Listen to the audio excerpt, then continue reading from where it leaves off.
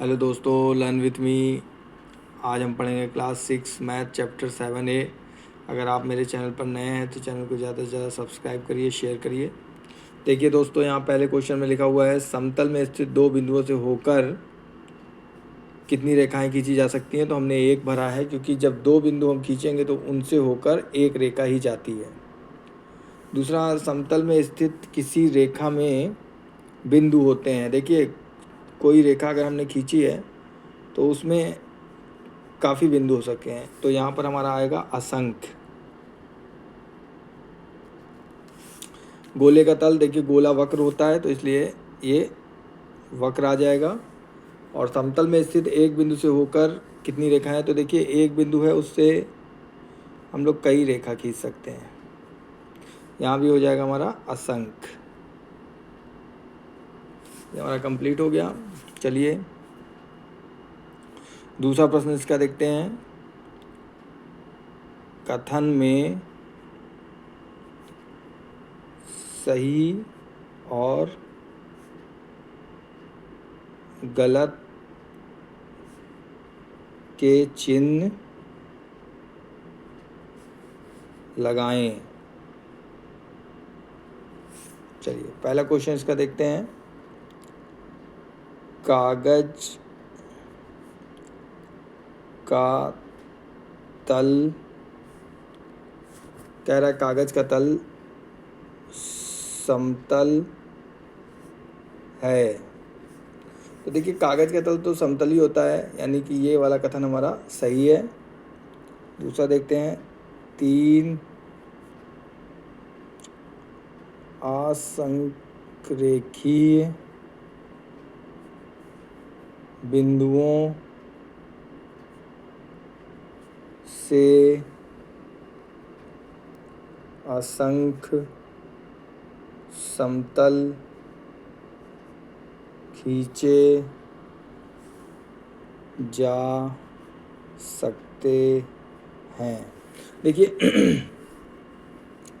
जैसे कि अगर हम लोग तीन बिंदु बनाते हैं और कह रहा है असंख्य, मतलब एक लाइन में ना हो तो एक यहाँ कर देते हैं, तो देखिए इससे तो केवल हम समतल पर एक ही रेखा खींच सकते हैं, एक ही रेखा जाएगी, असंख्य रेखाएं नहीं जाएंगी। तो इसलिए ये कथन हमारा गलत हो जाएगा। तीसरा देखते हैं। इसमें पूछा है समतल में स्थित दो रेखाएं सदैव समांतर होती हैं। देखिए अगर एक रेखा ऐसे खींची है और ये रेखा अगर कंटिन्यू जा रही है, इसके साथ भी एक रेखा कंटिन्यू जा रही है तो समांतर होगी। लेकिन अगर एक रेखा ऐसे जा रही है और एक रेखा ऐसे जा रही है तो वो एक दूसरे को काटेगी। जो रेखाएं आपस में एक दूसरे को काट दें वो समांतर नहीं हो सकती। तो इसलिए ये कथन जो है हमारा ये गलत है। दो रेखाएं आपस में समांतर नहीं हो सकती है, वो आड़ी तिरछी भी हो सकती हैं। चौथा, कमरे की दीवार का तल समतल है। तो देखिए कमरे की दीवार का तल तो समतल ही होता है, ये सही रहेगा, इसमें कोई सोचने की बात ही नहीं है। आइए हम इसका तीसरा देखते हैं। इसमें ए दिया हुआ है, उसमें कुछ लिखे हुए हैं पॉइंट्स। ग्लोब, दूसरा लिखा हुआ है स्टील अलमारी,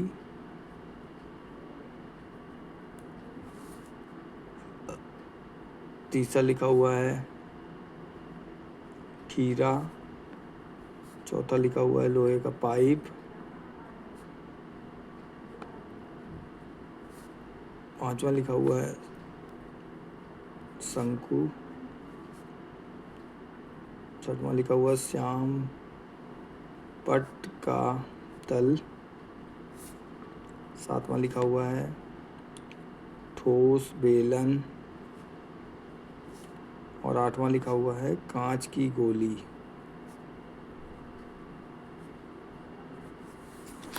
इसके 3 ऑप्शन दिए हुए हैं। पहला दिया है P समतल, दूसरा दिया है Q समतल और वक्र, और तीसरा दिया हुआ है R वक्र तल। देखिए ग्लोब जो है वो वक्री होता है, तो इसलिए इसके सामने हम लोग लिखेंगे R। स्टील की अलमारी समतल होती है, इसके सामने लिखेंगे P। खीरा हमारा जो होता है वो समतल होता है, लेकिन इसलिए उसके सामने लिखेंगे P। लोहे का पाइप जो है वो वक्री होता है और समतल भी होता है, दोनों होता है, तो इसके सामने लिखेंगे Q। शंकु हमारा जो है ये ऐसे करके बनता है, इसके नीचे का भाग समतल होता है, ऊपर का भाग वक्री होता है, तो ये नीचे का भाग समतल होता है। सॉरी, लोहे का पाइप भी हमारा समतल ही होगा और शंकु हमारा समतल और वक्री होगा। श्याम पट हमारा समतल होगा, P आएगा।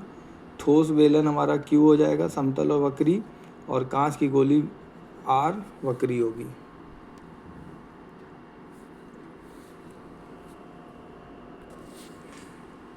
तो देखिए दोस्तों, ये हमारा ग्लोब जो है वो हमारा वक्री है, स्टील की अलमारी हमारा समतल है, खीरा हमारा वक्री है, लोहे का पाइप हमारा वक्री है, शंकु हमारा समतल और वक्री है, श्यामपट हमारा समतल है, ठोस बेलन हमारा वक्री है, समतल और वक्री है, और कांच की गोली हमारी वक्री है।